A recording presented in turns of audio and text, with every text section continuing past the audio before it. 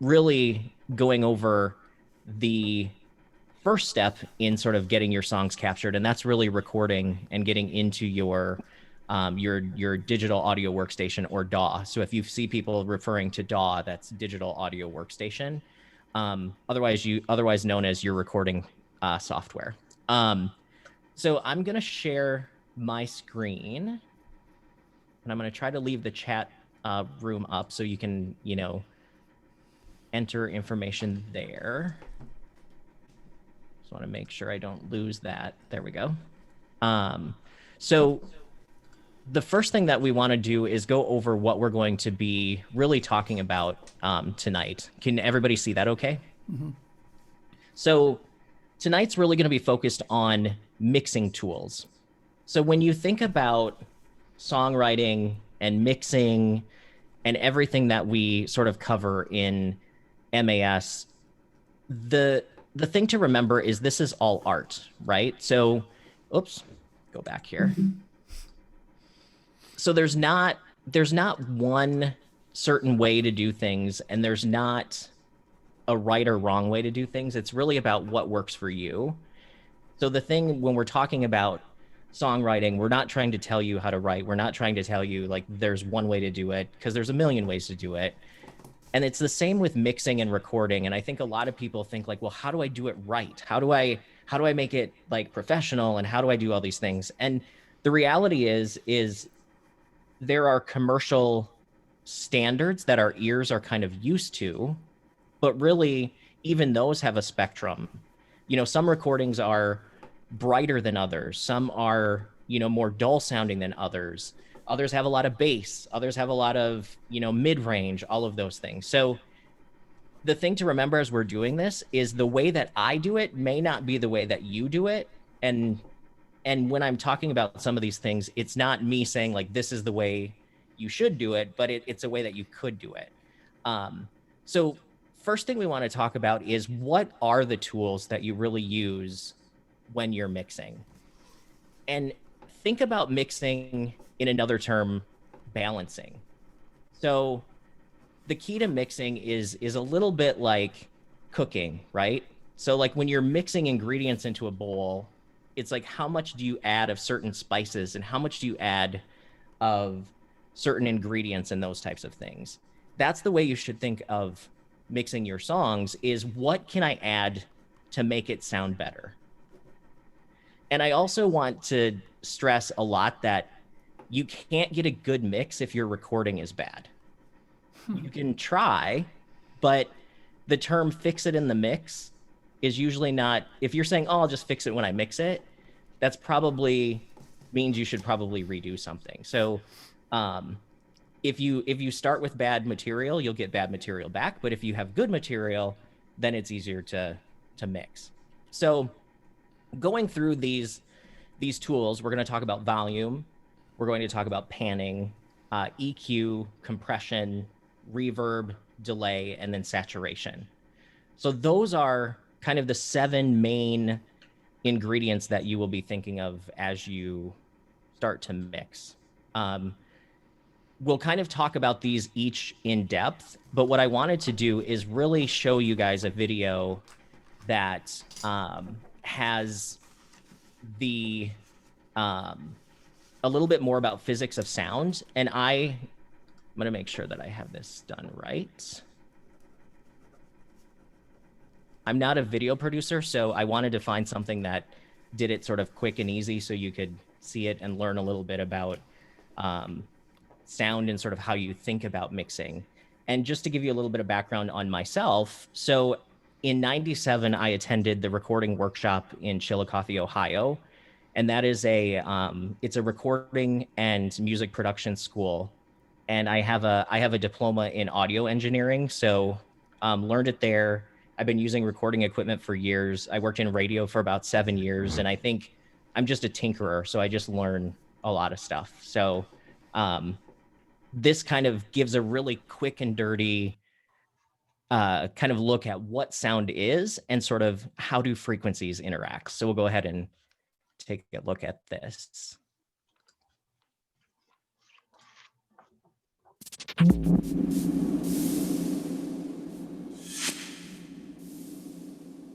Hi everybody! In this video, we're going to spend just a few minutes talking about frequency, looking at the spectrum, and listening. First, here's a definition of frequency. Frequency is the speed of a sound's oscillation. It's what we hear as pitch. A slower vibrating sound wave will sound lower in pitch, and a rapidly vibrating sound wave will sound higher in pitch. The unit we use to describe this vibration is hertz. That means the number of cycles per second. A 1000 hertz tone will complete one full cycle in 1/1000th of a second, also called 1 millisecond. When we look at an EQ like the one in ozone, we see that the frequencies are measured in hertz and kilohertz, meaning thousands of hertz. They're represented horizontally from left to right. Look at the numbers across the top. They show the frequencies along the spectrum. In musical terms, we can use hertz to describe the note, pitch, or fundamental frequency of an instrument. They're all identical. Orchestras usually tune to the note A, which equates to a pitch, or frequency, of 440 hertz. Low E on an electric bass has a fundamental frequency of 41 hertz. We also use frequency ranges to describe an instrument's tone, or timbre, because in addition to the note or fundamental pitch an instrument is playing, the sound of that instrument includes many harmonics. So let's listen to 4 different instruments playing the same note and look at what makes them sound different. We'll use that same 440 hertz, the note A. First, let's listen to an acoustic guitar. Notice the strong fundamental right at 440 hertz, but also the harmonics that extend above it. You may also notice that the attack of the note, when the pick hits the strings, has energy all across the spectrum. Now listen to a distorted electric guitar playing the same note. We still have the strong fundamental, but the distortion adds a totally different set of harmonics.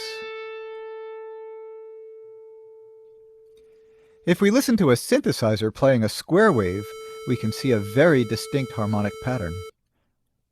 If we switch that synthesizer to playing a pure sine wave, we see only the fundamental. There's no additional harmonic energy.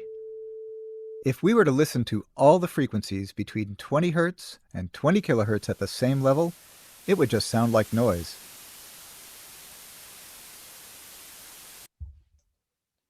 Let's do some listening.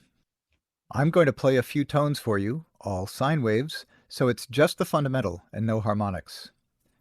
Notice which tone sounds higher and where you can see it on the frequency spectrum.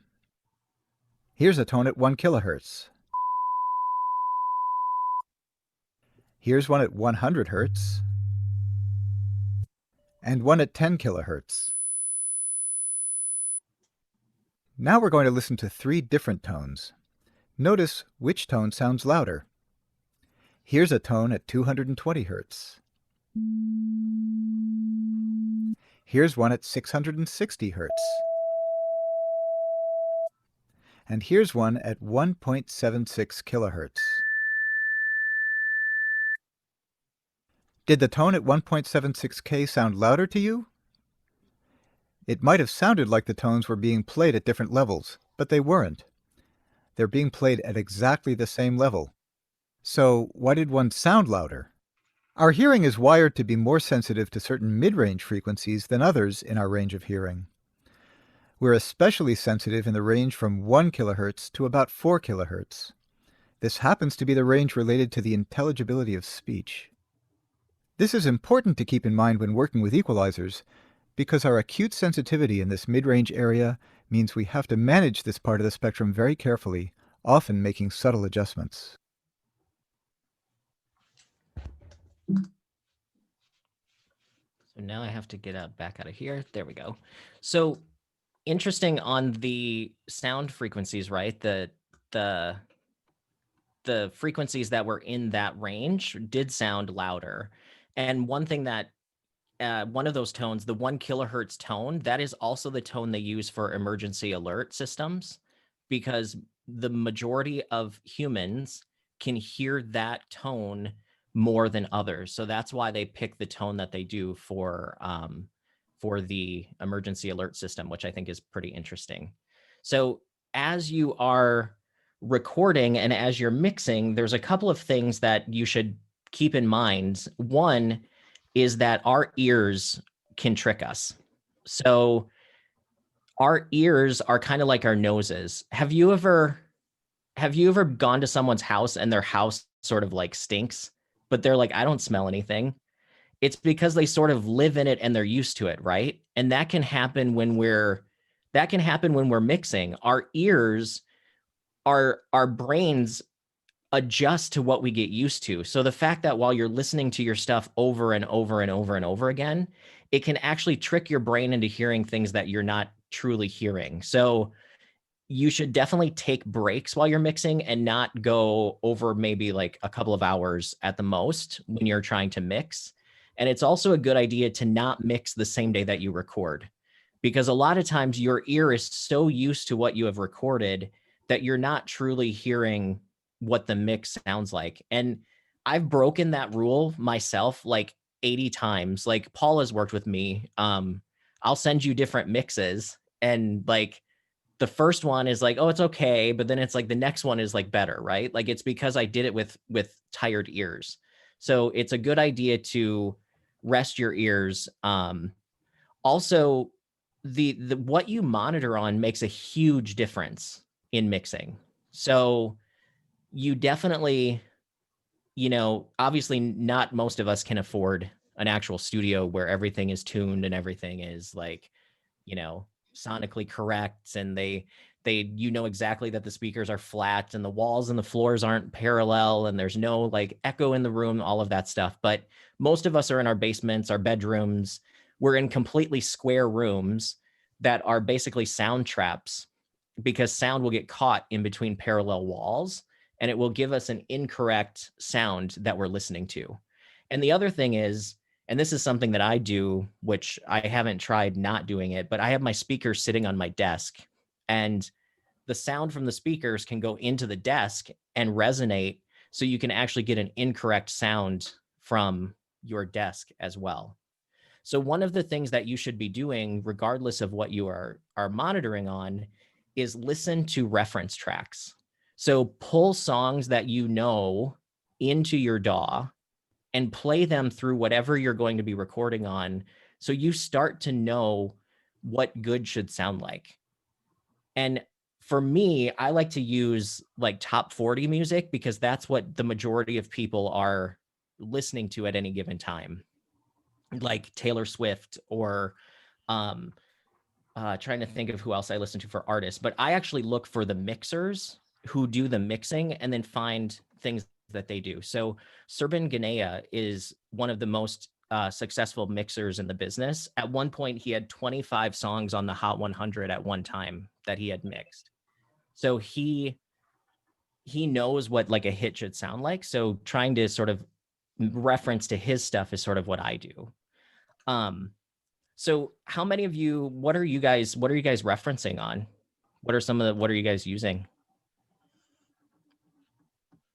And you can use the chat or you can speak up as well. I use headphones mostly. Do you? Yeah. Do you reference other stuff in them, or do you just do you know how they sound? Well, once I mix it, then I go through the house and into the car and listen to it wherever I can Yep. and do a little tweaking here and there, but it's probably not that scientific, but it seems to work out okay. You know what though? The car test is actually pretty legit because a lot of people spend time listening in their cars. So a lot of us know how songs should sound based on our car. So that's good, Greg. Yeah. That's a good tip. Anybody else? I use studio monitors and a couple of headphones, and then I walk around the house and crank it up and just listen to what it sounds like in different rooms. And then I also listen on like 4 or 5 different devices. Yep. So, And but there's a difference though between WAV and MP3s, and whether it's compressed and mastered, and they all sound different. for sure. Chad, are there any monitors like medium range cost monitors that are like go-tos or that are industry? Like if you had, I don't know how much monitors, if you had a couple $100 or something to spend on monitors or whatever, is there any like brands that you like, yep, that's really good, or no, I wouldn't waste my money on something? Um, well, I mean, money is the factor, right? Because I think you Doug said in the chat, he said it's the depends on the genre for reference. Yes. Yeah. So like if you are if and to Doug's point, and then I'll come back to you, Mike. Doug, if you're listening to like an acoustic folk song, you probably won't be referencing to Taylor Swift unless it's just an acoustic Taylor Swift song. So when you reference, you should find songs that are similar in genre or similar in instrumentation or the production to what you're doing. Um, and Paul says he uses M audio monitors with RLX foam under them. Yep. Then compare with headphones, earbuds. Yes. Mike, so as far as the monitor question, so I've used for years, I had K-Rocks. I had 5-inch, the KRK speakers. Those are the yellow ones that you see in a lot of home studios. Those are pretty bassy though. So those are pretty easy to trick yourself into thinking your song has more bass than it does. For the last few months, I've been using Yamaha HS5s, which are 5-inch. They're the white cone speakers. They're based on the Yamaha HS10s, which were sort of like pretty much studio, like they're in studios for years.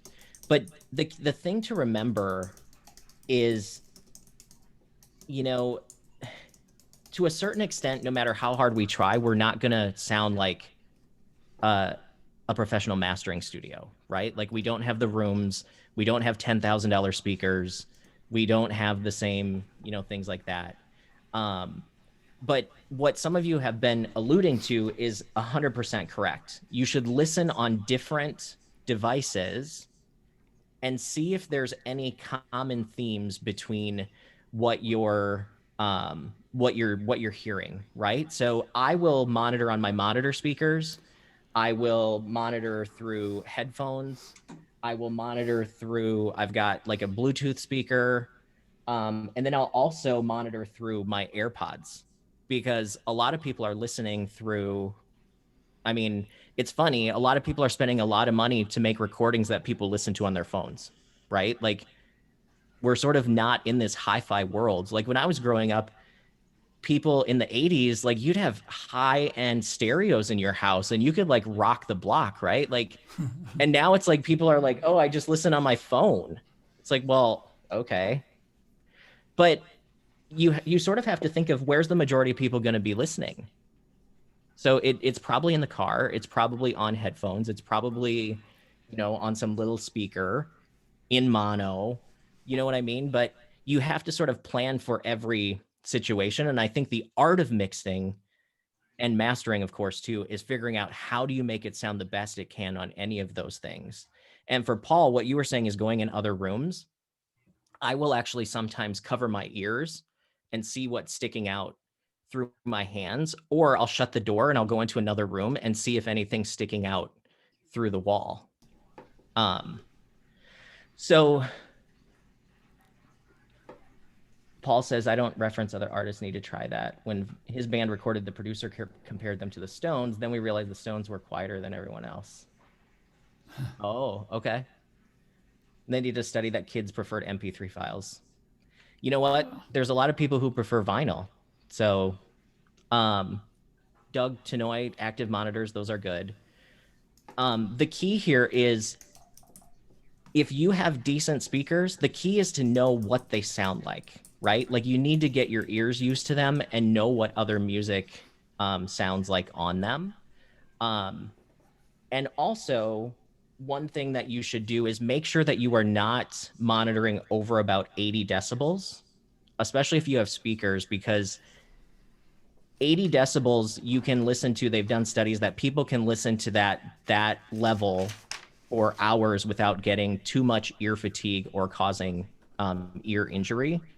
But when you start listening above about 80 decibels, you can start to cause issues, and it can make your ears get tired faster. So how do you know if you're at 80 decibels, right? Well, there's apps that you can download on your phones that are SPL level meters, which SPL stands for sound pressure level. Um, I think one I got was it's called SPL Pro on my phone, and I think I may have paid for it. I don't remember how much it was. It couldn't have been very much, maybe $20 at the most.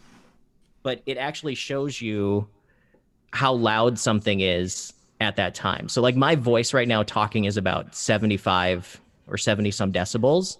So you don't want to mix much louder than someone would talk. Which the other thing is everything sounds good loud. So the loud will trick you into thinking something sounds good. And it's hard to determine how loud you're listening in headphones. So you want to definitely pay attention to like how tired are your ears getting. Um, but what I also ordered, and I think this was like maybe $25, is a sound pressure level, like a meter like this, and it does the same exact thing, but the phone's almost the same accuracy. But I just hold this up to see like where is it at that level, and I'll actually turn the knob and just leave it at that level. So like when I mix, I know that I just leave it at that level all the time. Any questions on any of that stuff? The first time I've heard the 80 level. That's really cool. Interesting. Because I always crank it up when I mix. So that's good to know. Yep. And I'll show you as I'm mixing. I will actually listen at very low levels as well, to get some of the mix going. So let me share my screen Chad, I got a again. quick question. Sure. I use Lander mastering, and I get some of my mixes and I'll throw them up on Lander, and they're way different when I get them back. So does mastering really affect a mix that much? Because that's where I've caught a lot of my mistakes or sounds. I think, well, that's not even coming out, or that's too loud, or something. Is there validity to that? Um, so what like Lander and some of those what I would say are more like AI mastering programs where they're sort of a artificial intelligence Yeah. doing mastering for you. I know what you're talking about, and a lot of times that means something in the mix is triggering the mastering chain to do something that could probably be corrected. And it's sometimes things that you can't even hear. So you might have a lot of subsonic sounds that are triggering the compression and triggering the limiter to sort of make your mixes pump and pull out frequencies that you didn't want pulled out. So if they're changing a lot, that means that something is probably off in your mix, because those are usually programmed based on relatively good mixes. Um, and I was using a site called eMastered for a while, and I had the same thing happening. And I actually emailed them at one point and told them that their program sucked. And then they're like, well, let's hear your mix. Let's hear your mix. And they're like, well, you should do this, this, and this. And I'm like, okay, I'll keep my subscription. Sorry. So um I'll kind of show you a lot of stuff that I do. I've been sort of mastering myself. Beth, you said, what is that type of mixer called? AI. So what Paul is talking about is a site called Lander. It's Landr, and it's a site where you upload your mix and it masters it automatically.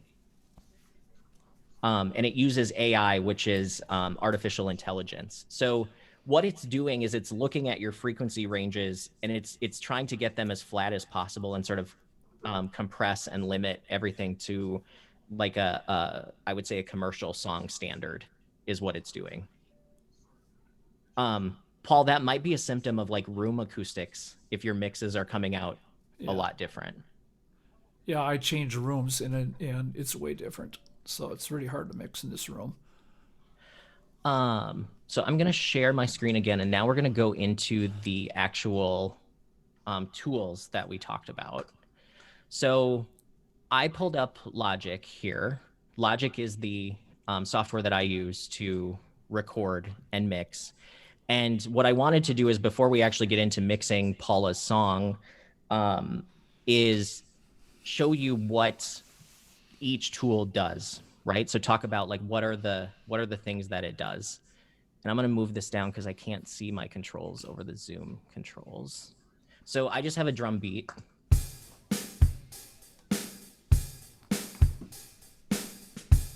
And that, can you all hear that? Mhm. Cool.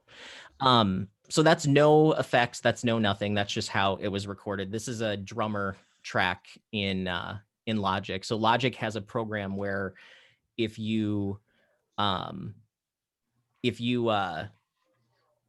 do the or if you enter a drummer track, you can pull up different styles. So this was like a singer-songwriter style, and you can add different you can just add it to your song. So it's a quick way to have a loop. But one of the first things that we talked about is in your toolbox is volume, which all of you should be familiar with. So volume is really just turning it up and down, right? Like that's one of your main tools when you're mixing. And then the next one is panning, which some of you may or may not, if you're not familiar with recording. Panning is where you are. So think about sound this way. So volume is telling you how high up and down in the stereo image. So when you listen between your speakers, how many of you can tell that the singer, when you're listening between two speakers, the singer's in the middle, right? Like you hear things in the center, but the fact is that's a phantom sound because there's no sound coming from the center. So it's the two sides that are telling our brain that a sound is in the center. Panning, so volume moves things up and down within your view, right? Like if something's quiet, it's lower. If it's louder, it's higher. Panning moves things left and right within your stereo field. So you have like your X and Y axes. So that's volume and panning. You also have the Z, which is like forward and back in space, which that's what you use reverb and delay for. So when you're mixing, you're placing sounds into this stereo image or stereo field. And that's where the art comes in, is like, how do you know where to kind of put some of that stuff and how do you do it? So volume is loud, soft, up and down. Panning moves the sound from left to right. So you can, adjust where that falls. And depending on what you guys are listening on, I don't know if this comes through in stereo or not, actually. Is it in stereo for some of you guys?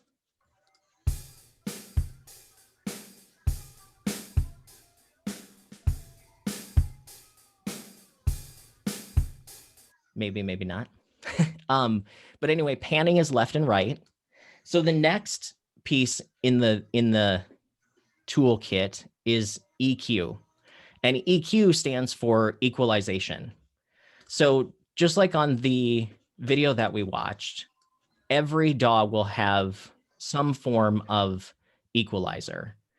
And what this does is it shows you the frequency ranges of where things are happening within a sound.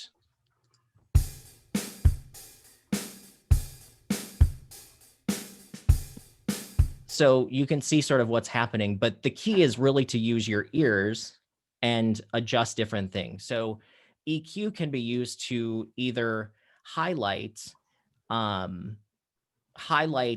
certain frequencies or not highlight certain frequencies. So like this drum on my speakers here, it sounds like it's missing a little bit of mid-range. So I'll try turning up like a little bit here.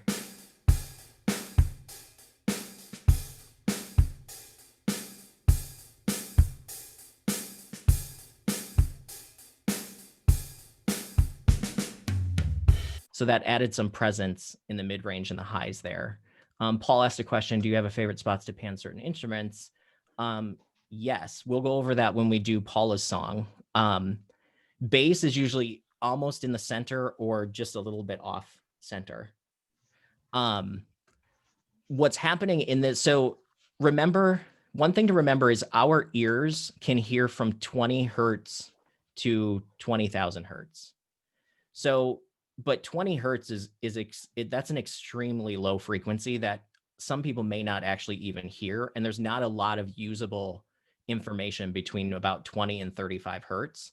So one of the things I'll almost always do, and Paul, this might help some of your mastering, is I will roll the bass off and I'll have this like rolled off to about like 40 hertz.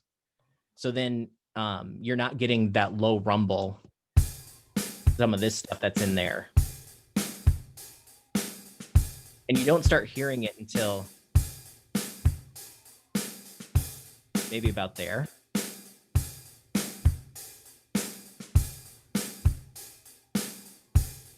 And then if you look on some of these too, you can see where there's some peaks, but this drum sounds pretty good.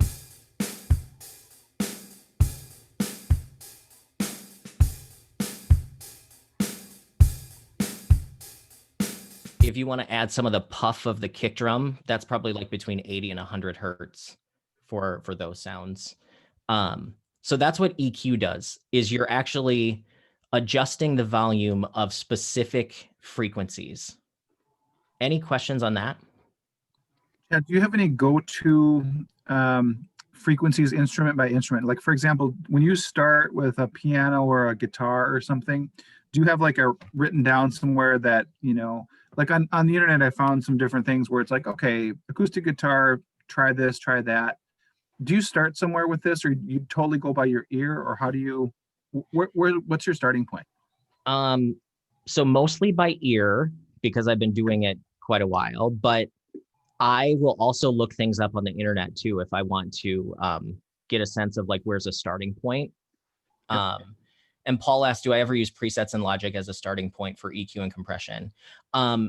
Yes, not very often, but I will, because I've actually learned a lot by doing that. Because like if you look on this, it gives you like guitar, like acoustic guitar improve, right? So here it's doing a slight bass boost, so it's giving some of that body, and then it's also right around 1K it's boosting, so it's giving that clean, crisp sound, and then some boost around like 6K, but it's rolling off the really high end, so you're not getting that sort of like the rattle sound of the guitar. But that's helpful. You can still tweak it, right? If you have, you know, you want to pull something up or pull something down anywhere along that way, you could start with a preset and tweak it. Yeah. So like here is here's drums. Do they have like a full like some of these are like drum specific, right? Because like here it's like a kick, cymbals, those types of things. But here, vintage drums. Let's see what that does. So vintage is rolling off a bunch of high end. It's rolling off a bunch of low end and probably making it sound like we're listening to it through an old system. So that's no EQ. That's with the vintage. But yeah, you can then adjust that. If you don't like that, you could be like, okay, well, let's add some bass back in. So yeah, you can definitely use the presets, which I think is it's a good starting point. I wouldn't always trust, you know, everything is like everything's a little bit different. So like learning how it should sound is really the key to it, I think. Paul says modern recording techniques that was used at, yes. Yep. That's a good, I think I have some of those books. Someone actually gave to me at one point. So that's what EQ does. So the next thing that you will use when you're mixing is compression. So compressors are made to control dynamic range. And what dynamic range means is you have sort of your loudest and your softest parts of your music. And what compressors do is it compresses that dynamic range. And what that means is it's actually turning down sounds that pass a certain threshold. So when you see on your compressor, threshold is the line or the decibel level within your recording that triggers the compressor or triggers the compression to start. The ratio which is shown in like 2-to-1, 3-to-1, 5-to-1, and so on and so forth, or like 30-to-1 is pretty an infinite ratio. Ratio is how much it's turning it down. So like a 1.4-to-1 turns it down less than like a 12-to-1 ratio would. So this is how many times each decibel over does it turn it down. So this is something that you can control. You can also control your attack and release. Attack means how quickly does the compressor kick in? Does it kick in instantly when you go over the threshold, or does it wait? So why you would use attack is like some instruments like drums, you don't want them to squash every time your kick drum hits, right? You want to let that kick drum through and then compress. So your attack will be a little bit slower on drums than it would maybe, let's say, on a piano or possibly a vocal, depending on how someone's singing. And then release is how long the compressor stays on. So if you have a fast release, it'll compress and go back up right away. If you have a long release, it sits down for a while before it goes back up. So it kind of controls it controls when it's compressing, and then it also controls when the compressor shuts off. Compressors, using them is like an art in itself, but I'll show you some sort of like what does compression sound like, and how do you sort of work with it? So let's listen to drums. I'm just going to turn the compressor like completely off. So this is what it sounds like not compressed.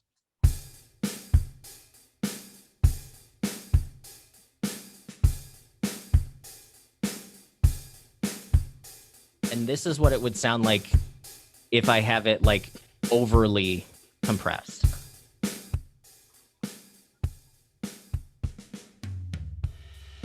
So do you see how that kick drum is like every time the kick drum, it's like that needle is like spiking back this way. So what we're looking at here is how much in decibels that we are reducing the gain. So we're getting about 10 decibels of gain reduction, which is pretty extreme. So like that sounds like it's pumping. It's like you get that kick, sort of the woof. But what happens if we do a lower ratio? We'll make the threshold go down, and then we'll let some of that transient go through, and then we'll have a pretty quick release. Then it sounds like this. So it's barely clip. It's doing about 1 decibel. So we could add probably a little bit more.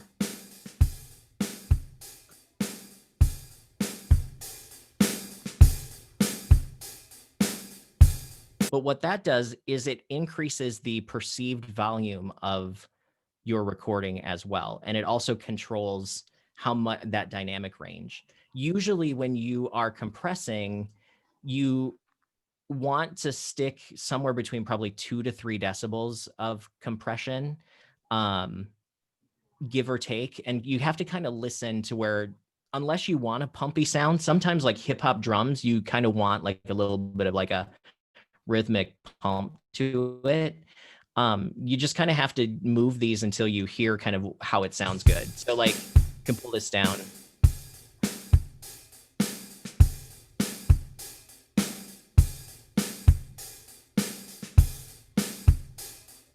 Like that to me sounds pretty still, like it's being compressed, and I'm adding about 5 decibels of volume, but it sounds pretty good. Paul says, do you ever compression to drastically alter the sounds? Yes. Yep. There's really no pros or cons, Paul. It's just what sounds good, honestly.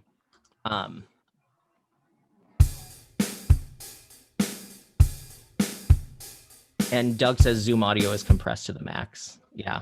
Zoom it. Yeah. You guys are probably not hearing this the way that I'm hearing it. So Paul is referring to side chaining. So side chaining, and this is pretty advanced. So some of you, and I actually don't use side chaining hardly ever.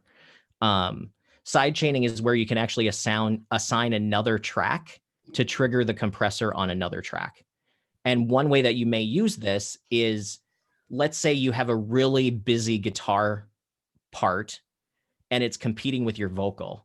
You would put a side chain compression on your guitar to be triggered when the vocal goes up. So as your vocal goes up, it would automatically turn your guitar down to give the vocal more space.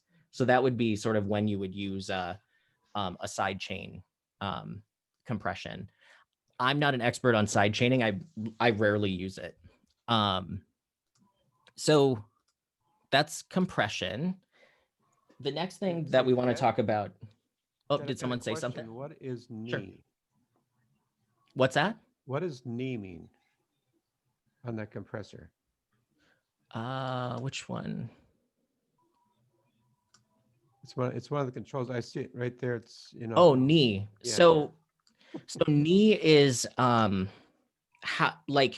so let me see if there's a different I know I see it on my studio when I use it, and I've never figured out what it is. So that's why I had to ask. Yeah. Yeah, I have to show you on I a can look it different. up someplace too. No, I'll show you on a different compressor that actually does this visually. So what knee is and I think Waves Audio calls it something different. So let's see.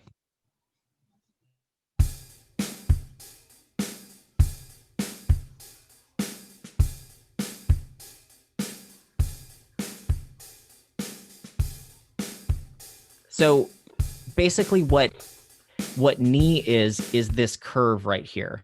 So as you adjust your thresholds, this is your volume here. As you adjust the threshold, it pulls down, but the ratio is like how much of that, how much is it sort of turning it down, right? So this is a visual representation of what's happening. So once something hits this threshold, this is where the ratio starts to turn it down by this much. What the knee means is how drastic is that curve. So that's literally, it's a knee, see? Okay. So what knee got it. means is if you have a high knee, it would be like almost like a 90-degree like square angle. But this has a little bit of a soft knee to it. And I don't even see where there's a knee option on this. I don't even see where they give you an option to do knee on this one. But hopefully that helps. I rarely adjust the knee, to be honest. Sounds good. Next would be reverb.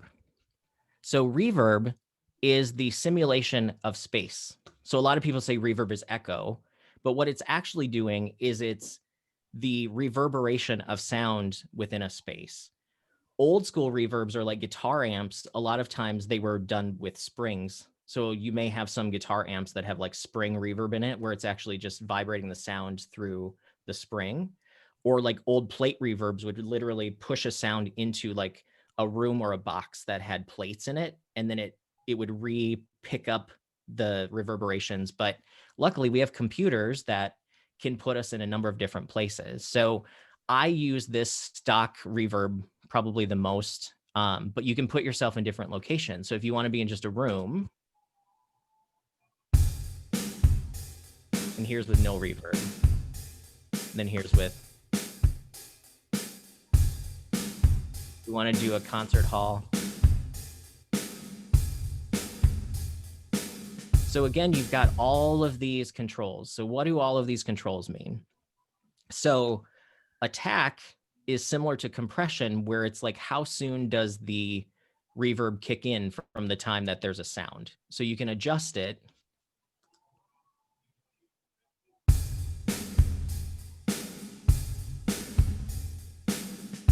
And it's sort of, and part of it is pre-delay too. So pre-delay is also, you can move it so it's not happening at the same time as the sound.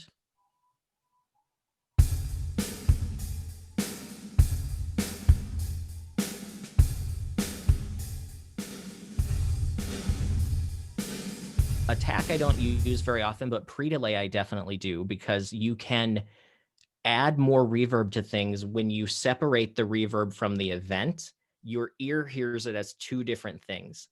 So if you want to have a little bit more reverb, you can add about 25 to 30 milliseconds of pre-delay. And what that will do is it will separate the sound from the reverb just enough to where you can add just a hair more reverb, and the sound will sit a little bit more in that reverb. What size does is that's sort of like the size of the room. So and then if I have this down, it'll sound like a smaller.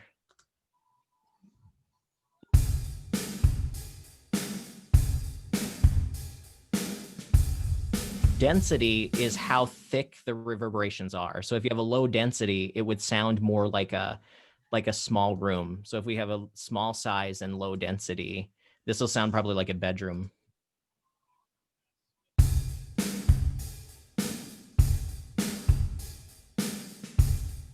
But if you have high density, it becomes more sort of like atmospheric.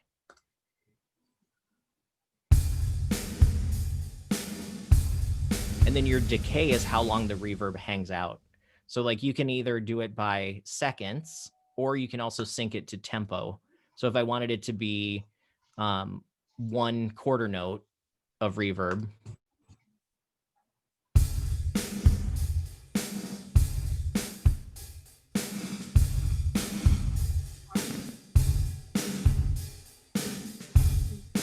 and then what distance does, distance is sort of like adds another piece of depth to it. I don't know exactly how they do it, but you can control how long the reverb lasts, all of that. Also, a lot of times your reverbs are going to have an EQ to them. So sometimes if your reverb is picking up too much on the high end and it's causing too much going on, or maybe there's too much reverb on the lows, you can EQ out just the reverb. So this is not changing the EQ on the sound. It's just changing the reverb on, or the EQ on the reverb.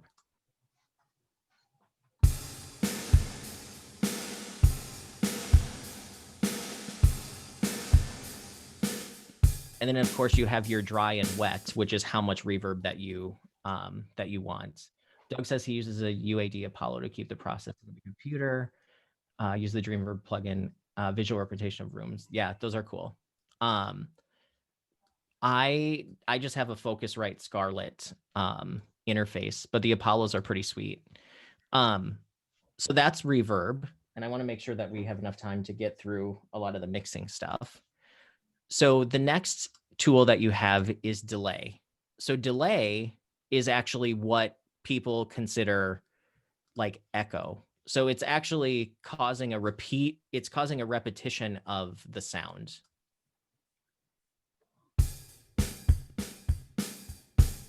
So a delay is that sort of what people would call an echo. So this is, I have it set at quarter note, so it's synced to my project tempo, but you could change it, like we could go to like eighth notes. We'll make it 0 deviation.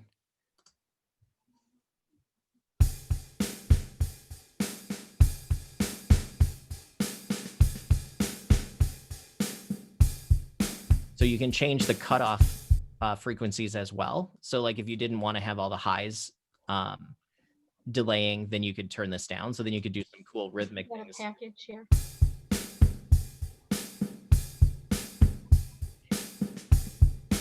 Are you working tomorrow? Can you help? So that's what delay, or that's what delay does. Christine, can you mute your thing?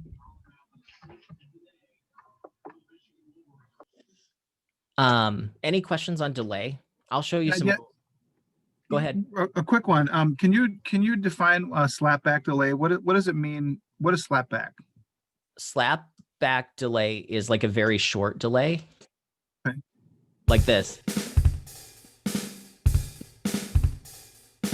So it's giving you that old school kind of slapback reverb sound, which it's like, it's almost like if you've ever been in a concert hall and a band is rehearsing, you get the slapback off of the far wall.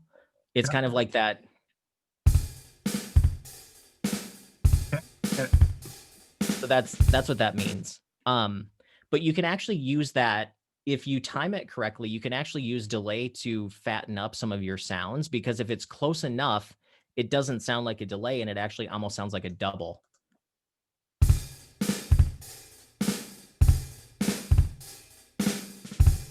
On drums, it doesn't. It's good on vocals, but drums, it's probably not. Because there's with drums, there's such a transient that it's just such a short sound. But on vocals, you can fatten things up with delay. And then the last thing that we'll talk about is saturation. And what saturation is another word for distortion. So when people think of distortion, they think of electric guitars and they think of like extremely overdriven, like distorted stuff. But what saturation is sort of what comes from analog equipment. So back in the day when things had tubes, when they were made solid state, they weren't digital, there was a level of distortion that equipment would add to the sound, and people actually perceive that little bit of distortion as being warmer and more of a natural sound. So saturation, there are saturation plugins, but if you're using Logic, there's not a direct saturation plugin, but you can use the it's called like vintage tube EQ. So if you pull down here to EQ, it's a vintage EQ collection. If you use, well, you can use the console too. I'll use that because it's a little bit simpler. But sometimes it's called drive. So like this is going to add a little bit of harmonic distortion to give a little bit of a warmer sound.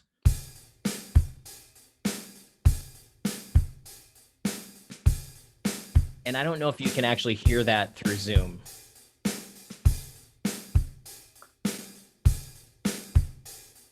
So this is no saturation. This is with saturation. So it adds a little bit of warmth to your recording. And sometimes people perceive that saturation and that warmth as being more professional. So what it's actually doing is adding distortion. Paul says Sound Toys has it's called Decapitator. But I think there's a ton of plugins that you can get that do a lot of these things. I'm going to try to stick with what's in the DAWs because I think a lot of people will start there. But I have a ton of Waves. These are all like plugins that I have. Like I've spent way too much money on some of this stuff that I never use. I've got other ones.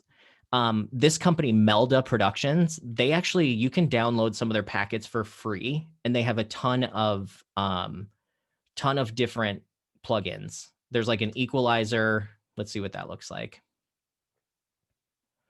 So that's similar to what we were doing before. Yeah, I haven't really used any of those, but those were totally free from the internet. So if you look up Melda, you can do that. Sound Toys is another company. I use a lot of Wave stuff. I've got some Isotope stuff. You can kind of go overboard. I say that plugins are the gateway drug because once you get one, then you want more, but they do help.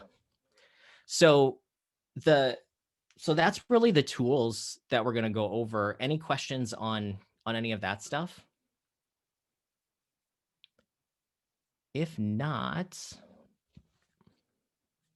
Paul, I will show you that in the next step. So I'm going to actually pull up a song that Paula wrote. So Paula Wilson, who's with us tonight, wrote a song called Invincible. And I produced the track. Paula had sent me an acoustic recording of it and sent me the chords. And then I recorded the other parts. And then we turn it into a song. So let's say that you are coming to mix something, and let's say it's your song, somebody else's song, whatever that is. One of the first things that I do is I do what's basically called a board mix. And what I will do is select all of the channels and I will turn them up so I can listen to all of them at the same time. And I can get a sense of what's going on in the song with nothing happening, just everything kind of same level, get a sense of like what's sticking out, what's not sticking out.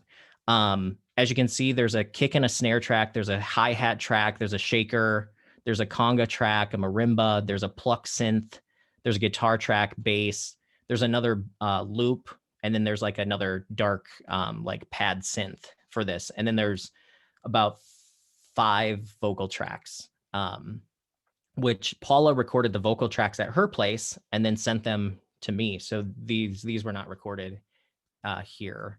But the song itself, we'll listen like through probably half of the song so you get a sense of what it sounds like, not mixed. And Paula, I'm sure this is probably going to drive you nuts hearing some of this, hearing your voice not mixed, but it'll be good to learn how to do this. So this is a song called Invincible.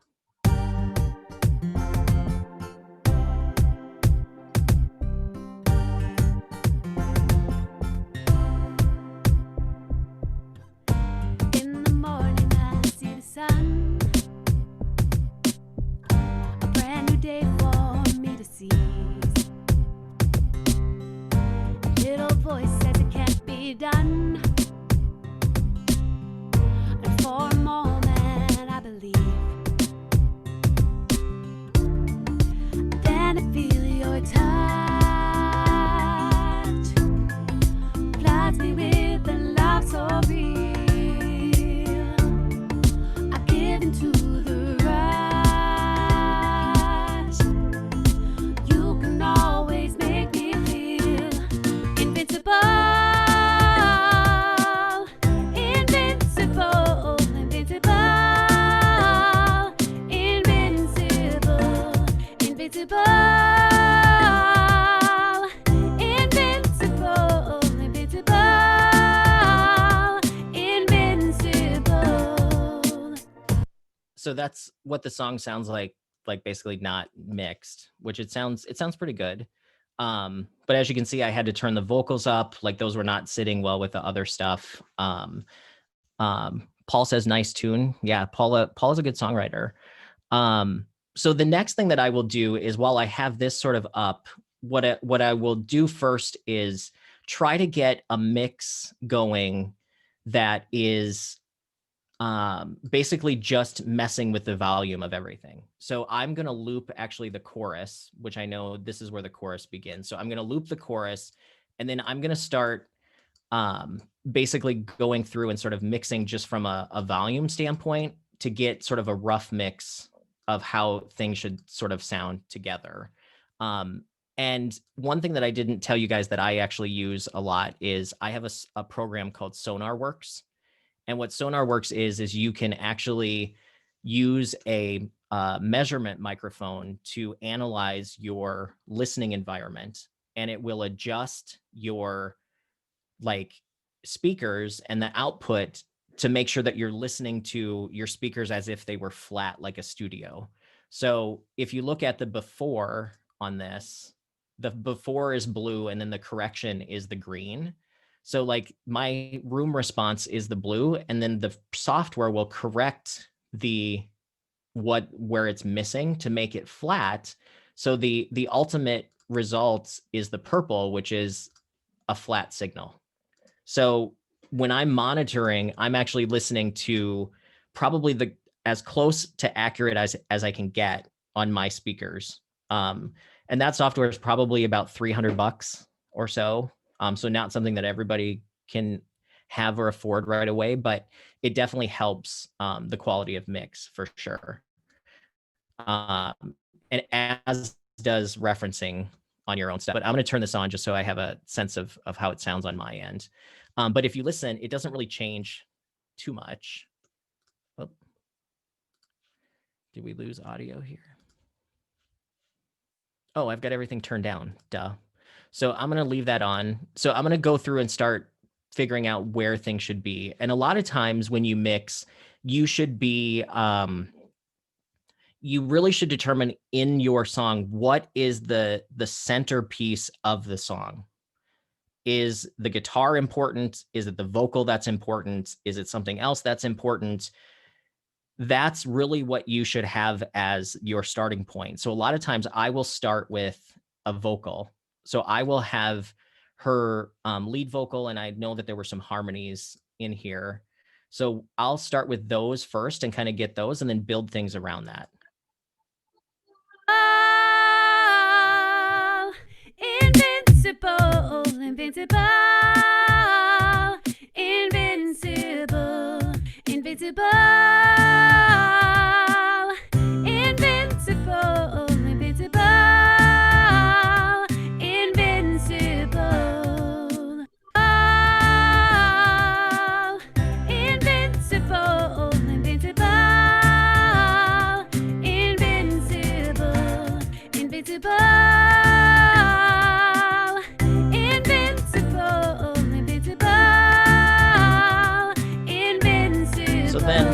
So then once I have sort of that really rough thing happening, then what I will do is so there's two different types of like mixing thinking. One is bottom up and top down mixing. So top down, I do sort of a mix. So top down means you start mixing on your stereo bus, which means you start mixing everything together.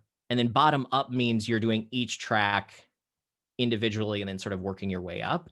I do a combination of both. So once I get a rough sort of board mix here, what I will do is I will start to add things to the mix bus to make it sound a little bit better. And the reason why I do this is instead of having to adjust the high end on every single individual track, which can cause frequency buildup, you can control the high end of everything together more easily and not sort of overdo it.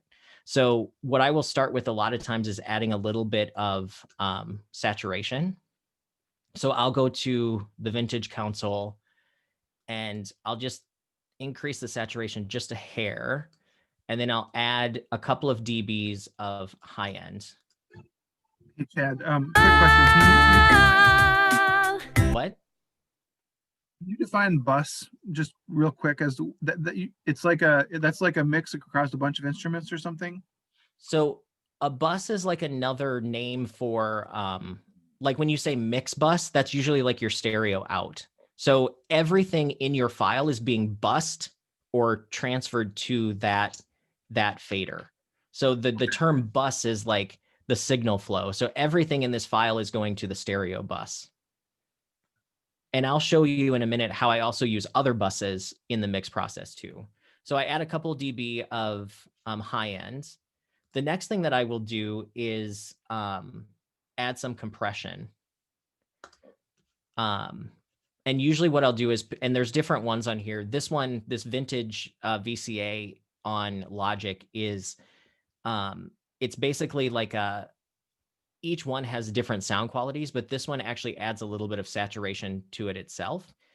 And what I will do is I'll turn on soft distortion to add more saturation. And then what I'm looking to do here is just get about 1 to 2 dBs of gain reduction, which a lot of times you'll hear engineers talk about glue. And when they're talking about gluing their mix together, they're meaning the compression. So what I'm trying to do is add a little bit of gain reduction, but not to where like you can really hear it. So part of this takes a little bit of like learning how to hear. Invincible, invincible, invincible, invincible. And we're feeding a lot of signal to the bus here. Let me turn everything down a little bit.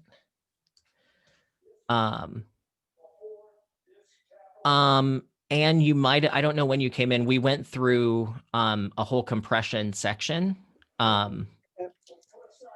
But what compression does is it controls dynamic range. So it is gain reduction and controls like the peaks of sound. So on this chorus, oops, starting from the beginning, but that's okay.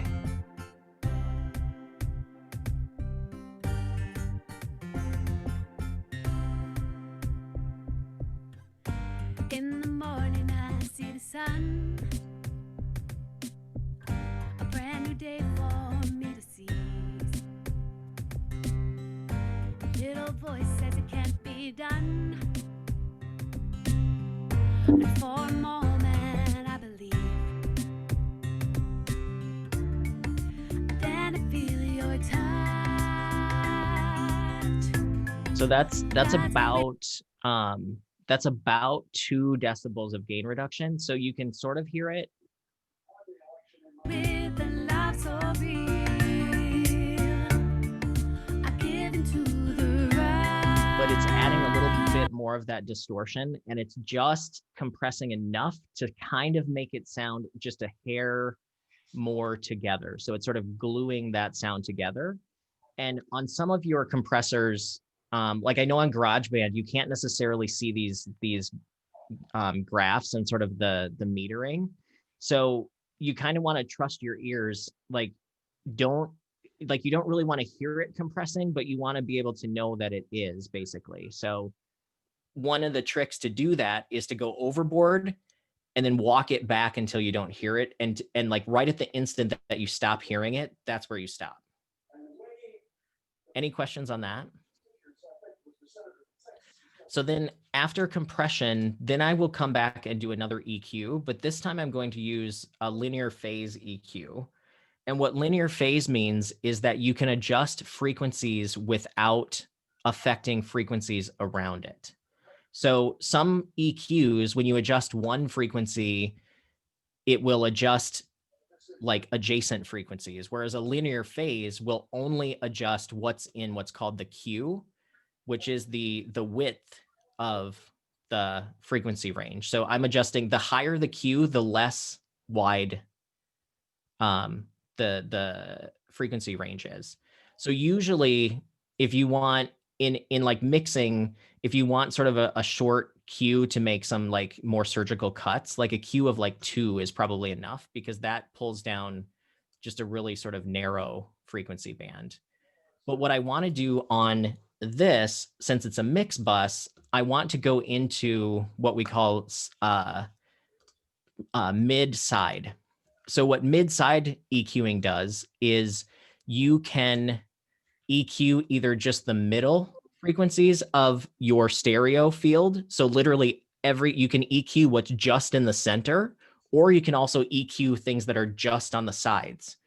And what I will do is on the mid, I will boost just a couple of dBs of low end. And then also on the side, I'll boost just a couple of dBs on the high end. So it kind of creates what they call a California smile, where you have basically like when people used to EQ things back in the olden days and I shouldn't say olden days, like when I grew up, the like your stereo EQs, like if you had a bunch of the bands, like you'd see like a 31 band equalizer, people almost always have like they're like high on the low end, they're high on the high end, but they're dipped in the middle. They call that a California smile. And that's because we hear these mid frequencies more. So a lot of times we're trained to turn those down because they bug our ears the most. So we're kind of creating a miniature California smile on this, which sounds like.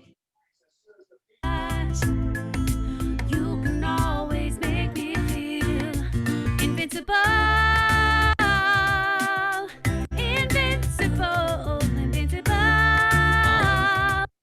And then the final thing that I will do, or a couple things actually. So then the next thing I will do is I want to add a little bit more saturation. So I'll come here and do a tube EQ. And I will boost at 10 kilohertz. I'm going to boost to about like in between 3 and 4 on here. And this is sometimes called a Pultec EQ. So some DAWs may call it a Pultec. This is it simulates an old tube equalizer. And I'll also boost the 100 hertz about 3 or 4 too. So adding a little bit more smile to it.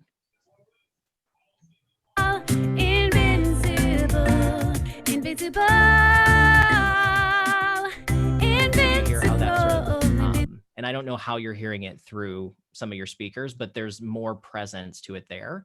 And then the final step is I will add just barely a little bit of limiting to it. So I will take a limiter and I will just put I'll just put like the output at like minus 0.2 dB. So it's not really. Invincible.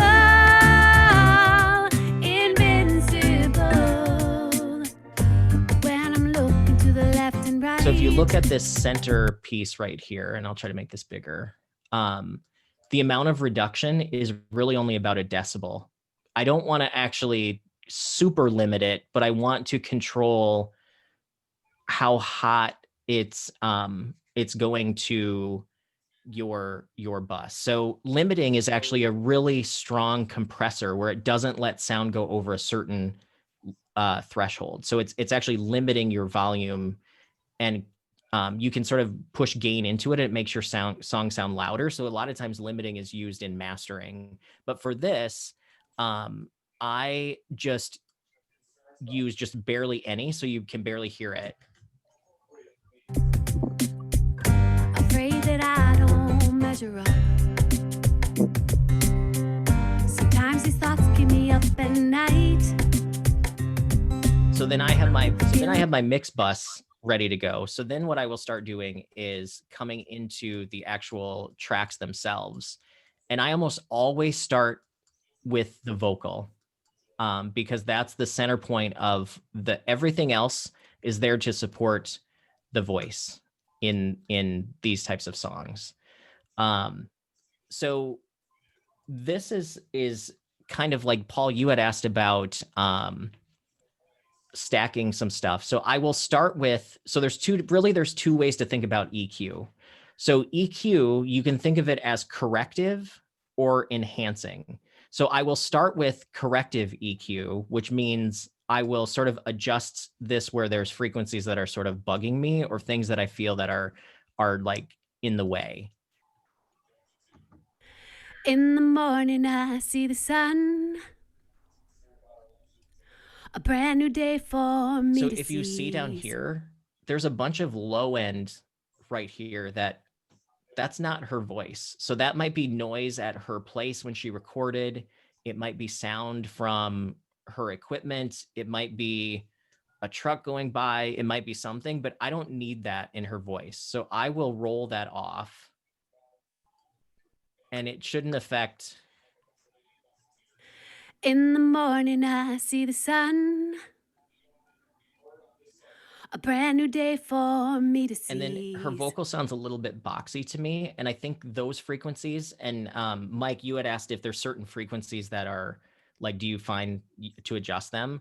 If things sound boxy or muddy to you, usually somewhere between like 200 and 300 hertz, that's where that mud lives. And you can actually see her voice has a lot of, in the morning, there's a lot of low harmonics. So what I will do there is I will adjust this to be almost on top of that. And then I'm just going to cut it by like maybe 1.9 decibels. In the morning, I see and that cleared it up quite a bit. And then I also hear there's some harshness. In the morning, and I think that's in this area here. A brand new day for me to seize. So I'm going to do the same thing. And I'm actually going to increase the Q a little bit. And I'm just going to pull down like maybe 2 decibels right here and see how that sounds. In the morning, I see the sun. Sounds a little clearer. A brand new day for me Now to add just a little seize. shine. Little voice says it can't be done. And for a moment, I believe. So then there's that. So that's corrective. But then I boosted the high end. So now what I want to do is I want to go back and use a de-esser, which a de-esser is basically a compressor that only compresses certain frequencies. So this I just use, there's a female vocal de-esser setting on here, and I'll just use that to. In the morning, I see the sun. A brand new day for me to seize. Little voice says it can't be done. And for a moment, I believe. Then I feel your touch. Floods me with a love so real. So you can see when it turns yellow, that's when it's compressing those high frequencies. And this is at about 90, like almost 10,000 hertz or 10K. A lot of times I'll pull it down to maybe like 7,000 hertz because it catches some more of the. In the morning, I see the sun. A brand new day for me to seize.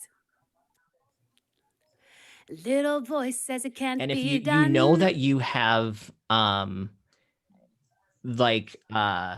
you have too much de-essing when your singer starts to sound like they have a lisp, because it will it will take some of the high end off, and it will sound like they're sort of like slurring their words a little bit.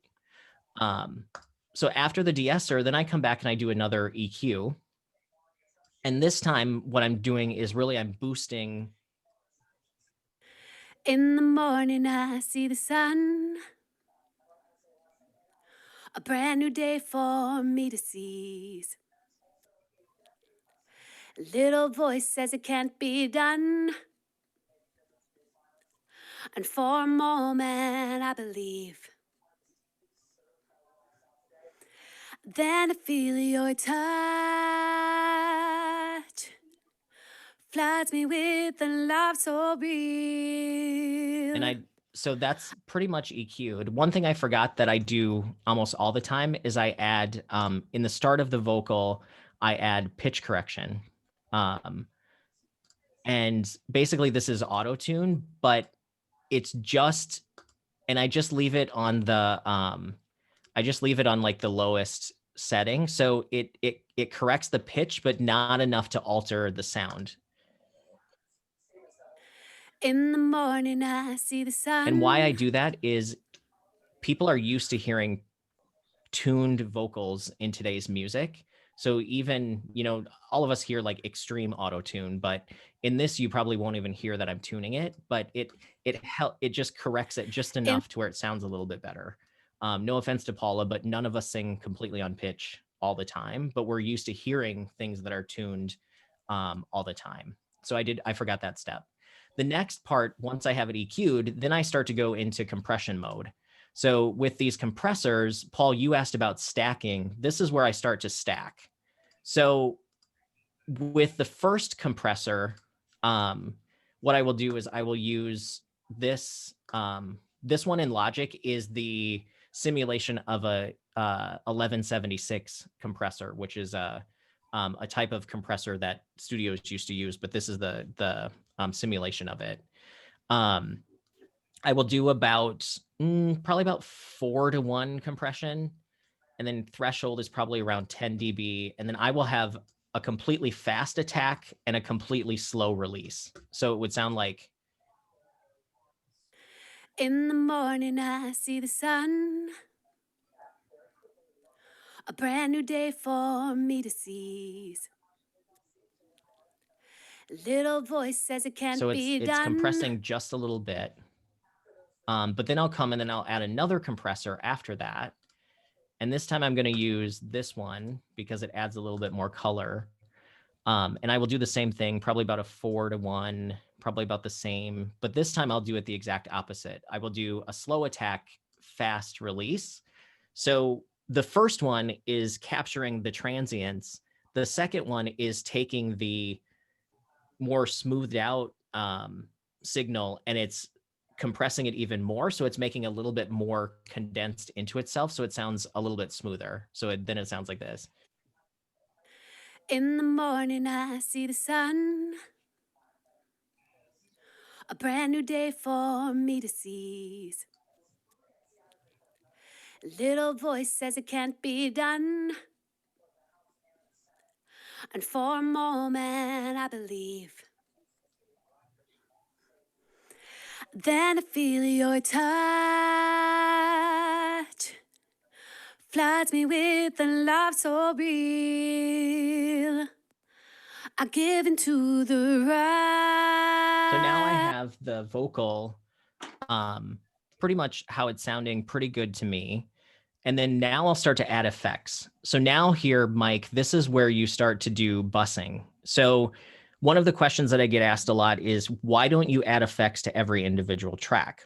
Well, you can, but it takes computer processing power, but also you want to be able to control some of the effects like universally. So what I will do is on this channel, I will bus this, meaning I will transfer this signal over to an auxiliary bus, and then I will add effects to the bus, but I can have multiple things running to that same bus. So I could use the same reverb for multiple things without having to put it on every track, if that makes sense.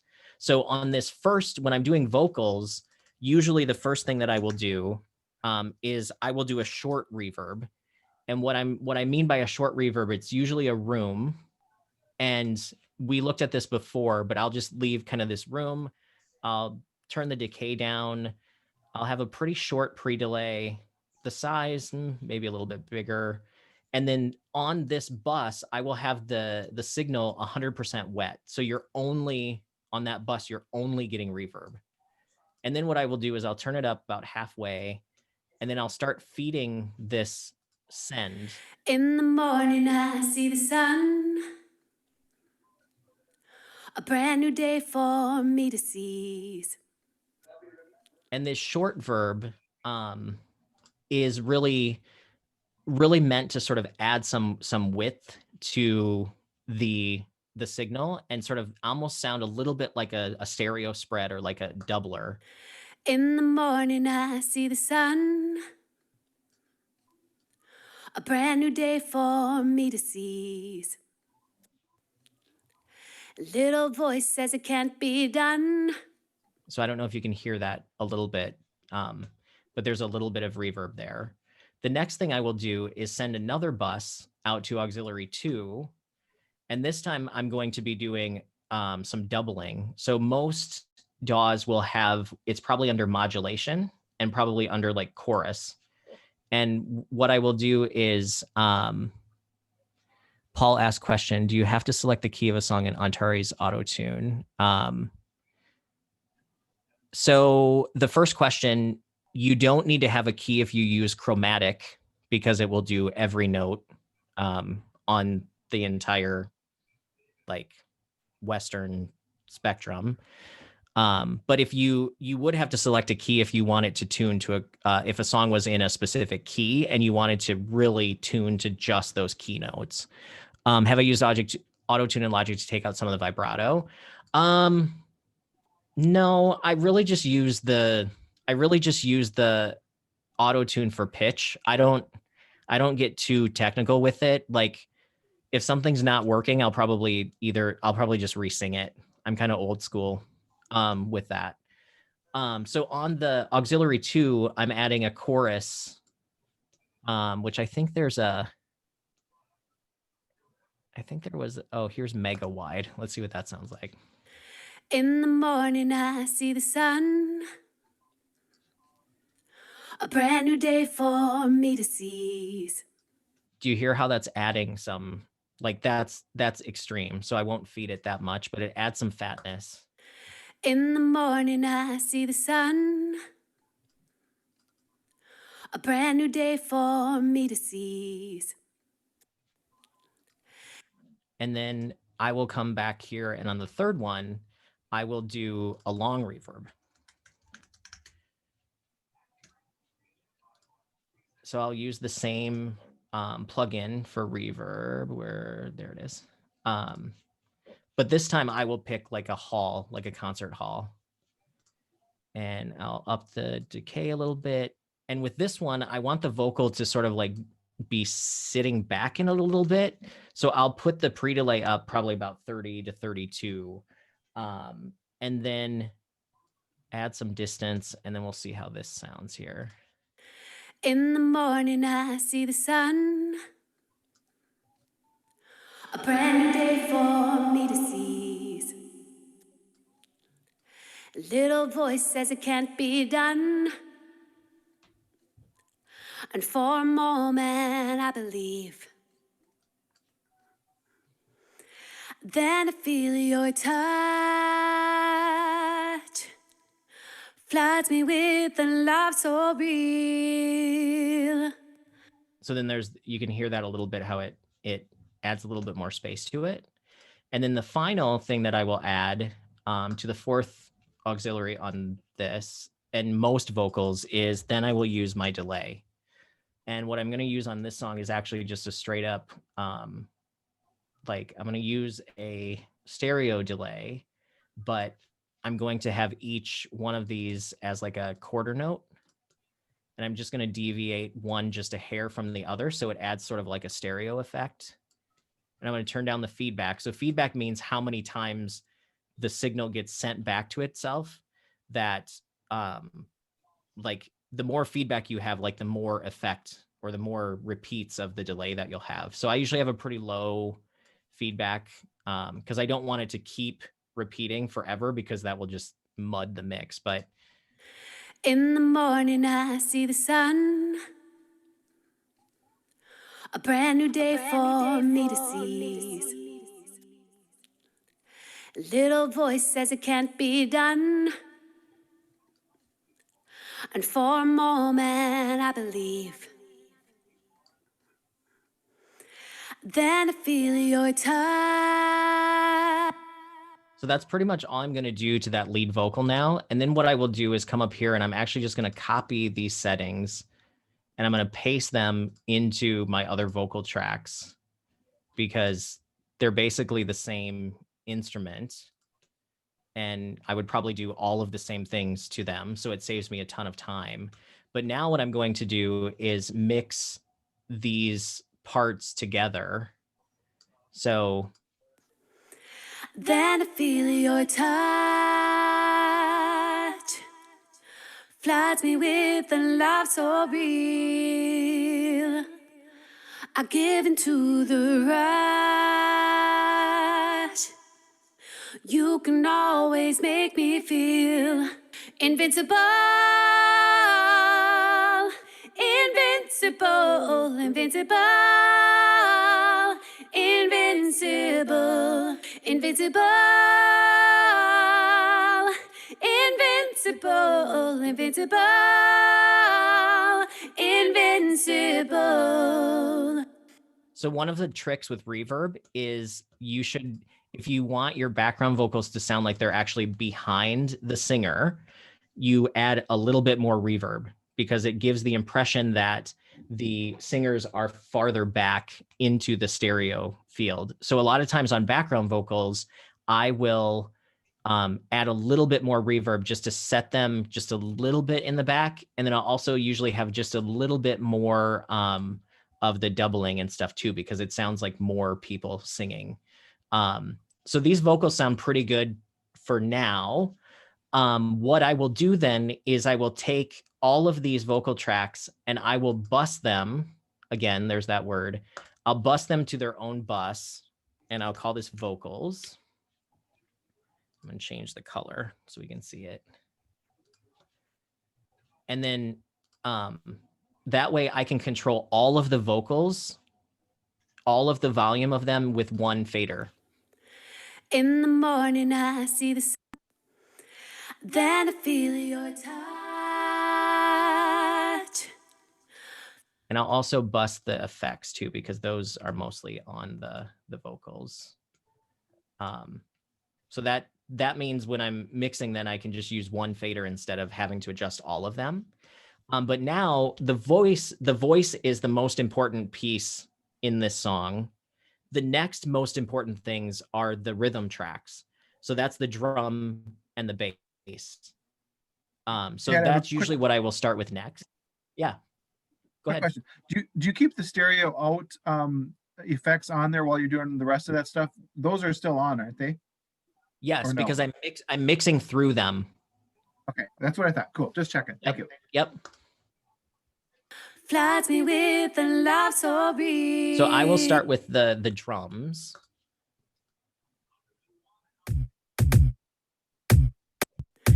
In the morning, I see the sun.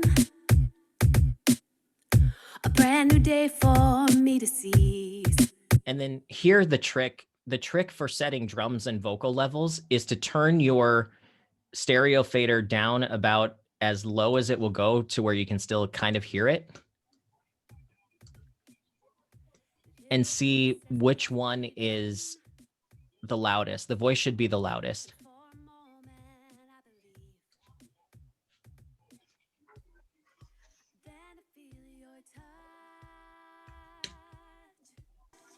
Floods me with a love so real.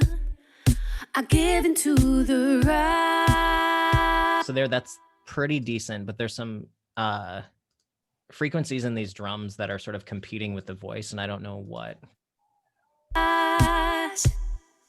You can always make me feel invincible, invincible, invincible, invincible, invincible, invincible, invincible, invincible. When I'm looking to the left and right. Something, yeah, I EQ'd it a little bit, but I'm gonna try some compression, and I'm gonna see if I can just pick some drum. I'm just gonna use drum mix. This is a preset.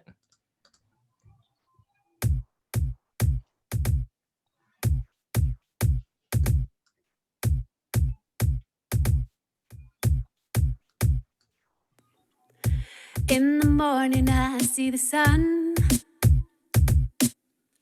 a brand new day for me to seize. A little voice says it can't be done,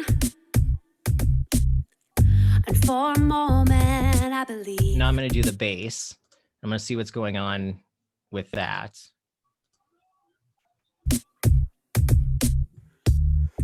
Then I feel your touch,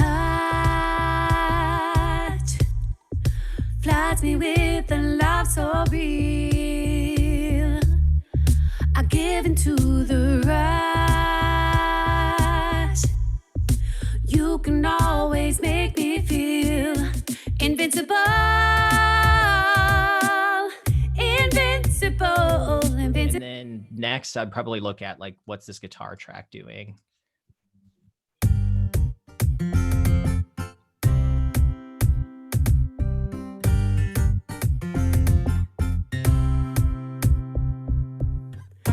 In the morning I see the sun, a brand new day for me to seize. A little voice says it can't be done, and for a moment I believe. Then I feel your touch. And I'm going to add just a little bit of EQ. And what I'm going to do is, her voice sits really pretty much in this like 1K range. I'm just going to cut like 1.5 dB or so of mid-range in the guitar, so it gives a little place for the vocal to sit, so it's not quite competing as much. And then just to set it in the back just a hair, I'm going to put some of the short reverb on it, similar to the vocal, and then just like a hair of the long reverb too. So not only can I run the vocal effects through these auxiliary channels that I set up, but I can also bus the instruments as well.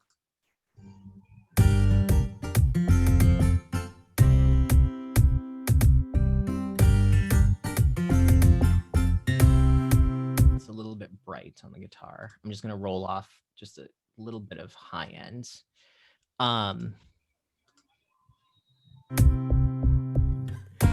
In the morning I see the sun. So then I have basically that. Now I'm going to go to the chorus where most everything comes in, and I'm going to start turning up the other stuff and see if there's anything else that I want to do. Make me feel invincible.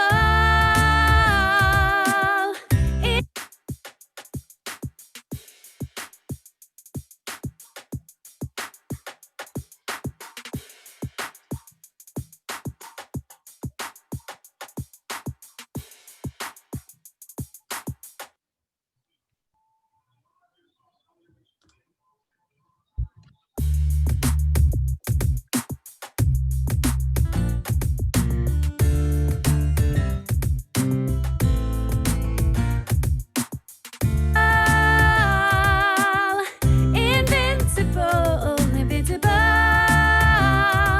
invincible. Make me feel invincible. So these two are like, there's a hi-hat track and then there's a shaker track, and I'm just going to pan those out just a little bit, just to add a little bit of stereo. And as you can see, like the vocals I pretty much have centered, drums, bass centered, guitar track is pretty much centered. I could probably move it, but it's a stereo guitar track, so there's some space sort of in the middle already, so I don't want to move it too much. But then there's two other tracks here that I haven't messed with. There's a marimba, there's a conga, and then like a pluck synth.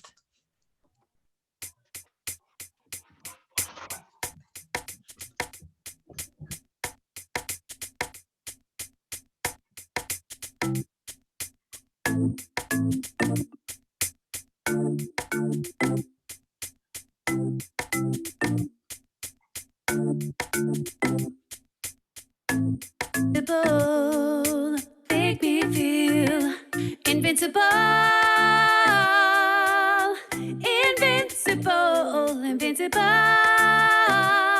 invincible, invincible, invincible, invincible, invincible.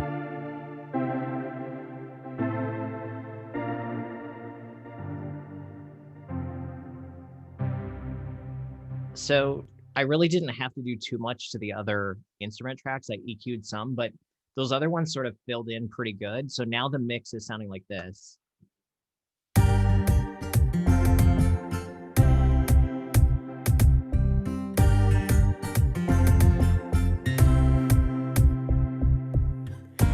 In the morning I see the sun, a brand new day for me to seize. Little voice says it can't be done, and for a moment I believe. Then I feel your touch, floods me with a love so real. And I'm turning it down like that to see what's sticking out. Like, is anything showing up louder than the vocal?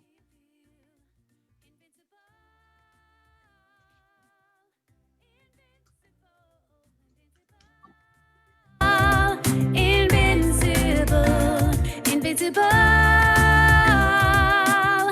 invincible, invincible,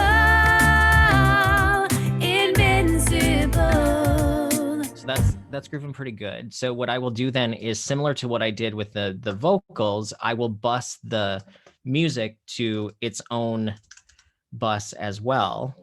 And that way I can actually control the mix of the vocals to the music with two faders instead of going over here all the time. But then here's kind of an advanced thing that I think like probably like Paul and some other people that have been recording and trying to get fuller sounding mixes. There's using what's called parallel compression is a trick that engineers use. And what that means is we're going to bus each of the vocals and the music over to what would be like a parallel compression bus, where I'm going to put a compressor and I'm going to just leave it pretty much on the settings, and I'm just going to have the threshold really low so it compresses the crap out of it. And then I'm going to do that also for a music track. So this is the parallel compressor for the music. I'll change the color so we can see them. And what I do is I feed each of these straight over to, and I'm just going to copy this compressor over to this track. And then it will feed into these compressors, but then you sort of mix to taste.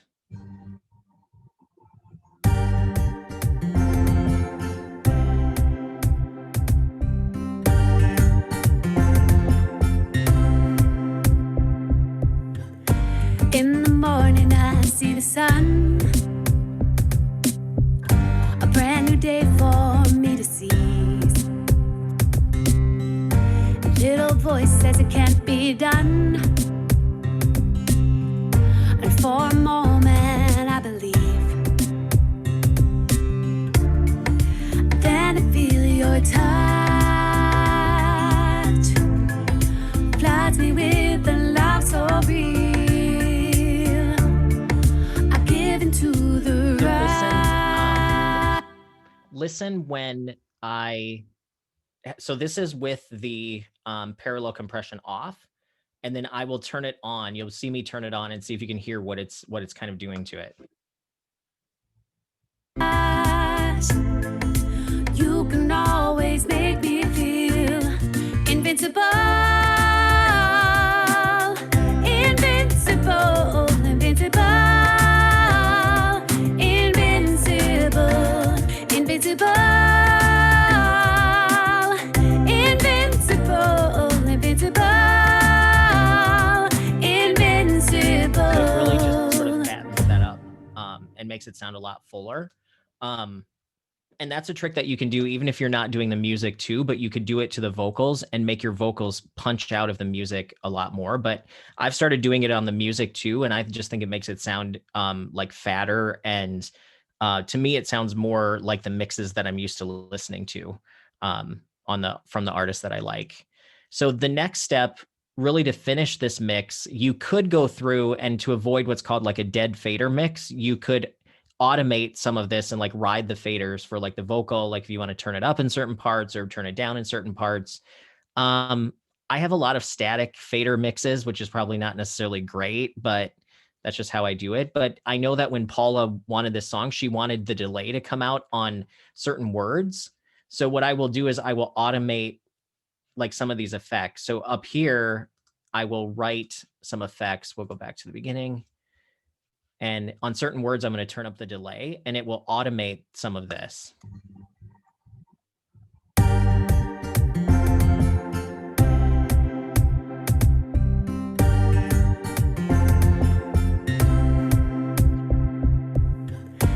In the morning, I see the sun. A brand new day for me to seize. A little voice says it can't be done. And for a moment, I believe. Then I feel your touch. Floods me with a love so real. I give into the rush. You can always make me feel invincible. Invincible, invincible, invincible, invincible, invincible, invincible, invincible. When I'm looking to the left and right, afraid that I don't measure up. Sometimes these thoughts keep me up at night, feeling like I am not enough. Then I feel your touch, floods me with a love so real. I give into the rush. You can always make me feel invincible, invincible, invincible, invincible, invincible, invincible, invincible, invincible. Used to be only me against the world, could not keep up. I take a blow and down I go, falling all alone. Now you're my man, you understand, see the strong woman that I am. You make me grow, so now I know I'm invincible. So basically what I was doing was recording that like delay, the level of the delay on certain words. And you could do that on any sort of these settings. Like if you wanted to program panning or if you wanted to program, volume changes, a lot of the effects you can automate and stuff as well. But that's getting a little bit more advanced, but you can kind of experiment with it as you do. So now this mix is pretty much done. So in Logic world, once you have your mix completed, you can what they call bounce it. And what I will do is find out where the actual file ends here. So it's probably around like 81. And I'll go back to this view. And what I'll do is I'll bounce it to like a WAV file. And usually I'll bounce a mix to 24-bit because it will allow me to then master the song at a higher bit rate. So I will put this at 81. If this will let me do that. Maybe, maybe not. And when you're done, Chad, can you do like a verse and a chorus of the you had it at the very beginning when it was just all jumbled up, the first thing to what you come up with in the end? Sure. Yeah, that'd Yeah. be great. That'd be a great before and after. So so this is what bouncing does. So basically what I'm going to do is I'm going to save this as a file. Paula has her own folder. I'm just going to do the MAS Invincible Mix, and then I'm going to bounce it. And oops, I left my SonarWorks thing on. I should shut that off because I don't want that. I'm listening through that, but I don't want that on the mix itself. So once this is done, I'm going to redo it. Any questions while we're waiting on this? Paula, was that hard for you to hear your song like that over and over again? I think we're all kind of sick of listening to it by now. No, that was really cool. I'm always amazed by how what I send you and how you send it back and how much better it sounds. So it's really cool to watch you do that. I think this is as much fun for me as like the songwriting part of it. Like I just love like all of that. And it takes a lot of practice. Yeah, there was a lot of steps that you did on just like the vocal. I mean, you just were like, well, now, you know, so it was a lot. Really Yep. cool. Yeah. And that took me a while to realize. So I think you guys are getting like an advanced lesson, because I always just assume like, well, you just put like reverb and one compressor on and then somehow they make it sound good. And then it's like, oh, they're actually doing a little bit with each one. So like all of it together adds up to like more, because you can over compress, but if you have multiple compressors, you can get more compression if they're each doing just a little bit. So Brad, let me see if I can, what I'll do is I'll turn off all of the effects. Yeah, because like in the beginning you had where you had it was just all raw, you know. Yep. The first thing you did. And by the way, I'm not sick of listening to this song, Paul. It is I love it. That I was going to mention. After all this listing, I still enjoy it. So Good. it's a sign of a good song. It's a sign of a good song. Well, Chad's production on it was amazing too. So that was really, because I just sent him like, it was like me and a ukulele, you know, playing the song. And then he sent back that track and I was like, wow, that sounds really cool. Yeah. So this is what it sounds like with nothing. So this is just straight up just what's recorded.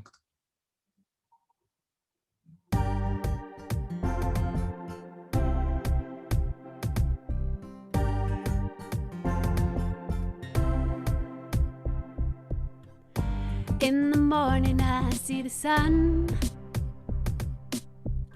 a brand new day for me to seize. Little voice says it can't be done, and for a moment I believe. Then I feel your touch, floods me with a love so real. I've given to the rush. You can always make me feel invincible, invincible, invincible, invincible, invincible, invincible, invincible, invincible. So that's verse and a chorus, and then I'll turn on all the effects again. There's probably a quicker way to do this, but I'll just. How do you, like, sometimes my vocals are like really loud, you know, sometimes they're loud, and then does the compression take care of that? Like, yes. Like my Invincible came in really loud, and you did, the compression does that? Yep. So that's exactly what compression does. Okay. So it limits the dynamic range, meaning the volume range. So it makes the loud stuff softer and it makes the quiet stuff like louder. So this is now same thing. I'll start at the end of the chorus where we just left off, and then this is with the mixing on. When I'm looking to the left and right, I afraid that I don't measure up. Sometimes these thoughts keep me up at night, feeling like I am not enough. Then I feel your touch, floods me with a love so real. I give into the rush. You can always make me feel invincible, invincible, invincible, invincible. So yeah, there's a pretty big difference compared to how it was like pre-mixing and how it was after. And I'm just gonna save this because I made some adjustments to it. What I noticed when I got it back was it just sounded, my vocal sounded smoother. You Yep. know, like what was that, the compression too, or was that the reverb, or what was that? So that was probably like compression and EQ, you know, EQ. taking some of those, what you're hearing is not smooth, is there's some frequencies in your voice that are probably in like the 2 to 3K range that are like what I would consider harsh. You know, it's kind of like it's not as pleasant. So if you just pull out like a little bit at like that 2 to 3K, Okay. that can really sort of like clean up or kind of smooth out that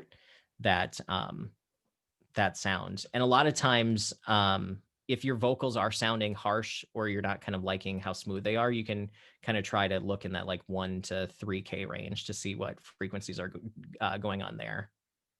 So Yeah, I just recorded in GarageBand.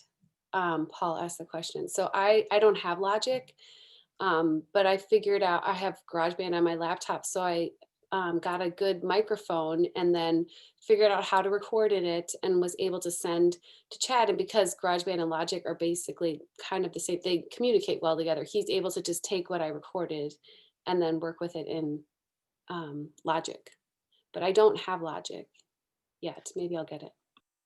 well, Logic is what you saw me using. So like it's definitely like a step up from GarageBand for sure. You have a lot more options and stuff. But I think if you're serious about it, it's not very much. You know, it's probably a couple $100. And the reason why I got it was because I read somewhere that they used it on Adele. So I was like, okay, well, if it's good enough for Adele, I can use it. So, but I think that's about all that I have for tonight. Hopefully that's helpful for. Well, I gotta say this was incredible because I mean I don't know much about mixing and stuff, but you explained a lot of things that I've seen and that I've actually played around with in my own editor with just different things. But you know, you kind of hear what it does, but you explained it very well. And now over the shoulder deal where you just go ahead and mix it up on the spot, that's great. This is really, really, really valuable. So Cool. Thank you. Thanks. Thanks, Chad. Paul. Very good. Well, thanks everybody. I think Brad, we will post this on the website, so you'll definitely be able to rewatch it if you missed anything, and if you want to take any notes or anything. But if you do have any questions, you can always email me and stuff too. Beth says, "What are options?" There's Logic. At Logic level, there's Pro Tools. There's Cubase. Some of you use Studio One, which is by PreSonus. That's another one. Mike, you just started using that. I know some other people in the group use that. Paul, you said you're using Pro Tools. So Which Paul? Paul Beckerman. Sorry, I forgot there's two Pauls. And Paul Nye, you said you use Logic? Yeah. Cool.